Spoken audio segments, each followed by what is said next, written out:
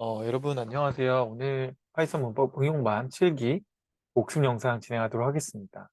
오늘 수업 시간에는 아주 기초적인 걸 배웠지만 너무나 중요한 부분을 다뤘던 것 같습니다. 데이터 분석 기초에 필요한 내용들에서 가장 중요한 데이터 프레임에 대한 내용을 수업 시간에 배웠는데요. 나와 있는 것처럼 저희가 기존의 리스트를 가지고만 접근했는데 이제는 데이터 프레임을 가지고 접근할 거고 행렬의 개념과 좀 비슷하게 이해를 해보시면 좋을 것 같다라고 말씀드렸습니다. 이런 데이터 프레임을 다루기 위해서 우리가 판다스와 넘파이를 좀 알아야 된다고 말씀드렸고 그 부분까지 잘 불러와서 진행을 했던 것 같습니다. 실제로는 이제 우리가 타이타닉 데이터를 이 시본이라는 이 패키지 안에서 가지고 와서 얘를 한번 보게 되었죠. 그러면서 제가 설명을 드렸지만 결국 이 변수들에 대한 어떻게 보면 컬럼들에 대한 것들이 어떤 식으로 이제 중요한 영향을 끼치고 나중에 우리가 머신러닝 할 때 어떻게 바라봐야 되는지 좀 정리를 했습니다. 그래서 한번 읽어보시면 좋을 것 같고 나와 있는 것처럼 이렇게 타이타닉 데이터를 가지고 이제 이런 식의 행과 열로 이루어진 이 부분들, 행과 열이죠. 행과 열로 이루어진 이 데이터 프레임을 앞으로 계속해서 만날 친구들이니까 잘 익숙해지시면 좋을 것 같습니다.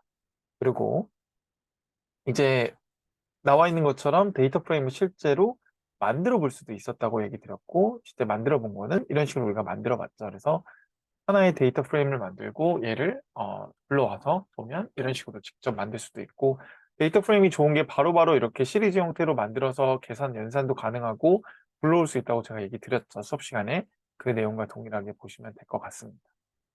네, 시리즈 형태가 나와 있죠. 그 다음에 실제 데이터 불러오는 것까지 오늘 마무리했습니다. 그래서 제가 예시 데이터 하나 불러와서 갖고 오는 법 보여드렸고, 판다스로 이용해가지고 엑셀 파일 가지고 오는 거 이렇게 가지고 오는 것까지 정리했고, 데이터 분석을 하기 위해서 가장 흔히 말하는 인포나 디스크라이브를 했는데 이걸 왜 하는지에 대한 것도 좀 정리했습니다. 그래서 특치에 대한 거 되게 중요한 부분인데 이 부분도 확인할 수 있고 디스크라이브는 결국 연속형 변수에 대해서 어떤 식으로 분포가 되어 있는지 이런 부분까지도 확인할 수 있다라고 말씀드렸고 결국 그런 이상치나 어떤 결측치에 대한 것들을 우리가 민감하게 판단하고 그걸 가지고 어떻게 개선할지를 먼저 바라보는 거죠. 한마디로 어떤 문제가 발생했을 때 우리가 미리 이걸 보고 아 여기를 뭔가 고쳐야 되겠다라고 우리가 생각하는 거죠. 이런 부분으로 좀 이해를 하시고 예방할 수 있는 어떻게 보면 좀 접근할 수 있는 하나의 방향성을 먼저 알려준다라고 좀 확인하시면 좋을 것 같습니다.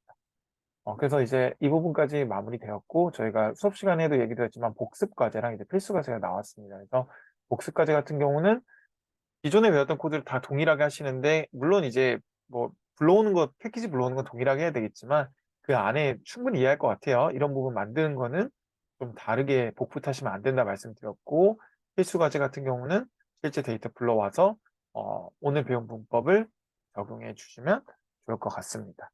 아직 노션 권한이 부여되지 않았기 때문에 지금은 과제를 올릴 수 없지만 미리 준비해 두셔서 추후에 이제 과제 올려주세요라고 했을 때 기한 놓치지 않게끔 미리 잘 부탁드리겠습니다.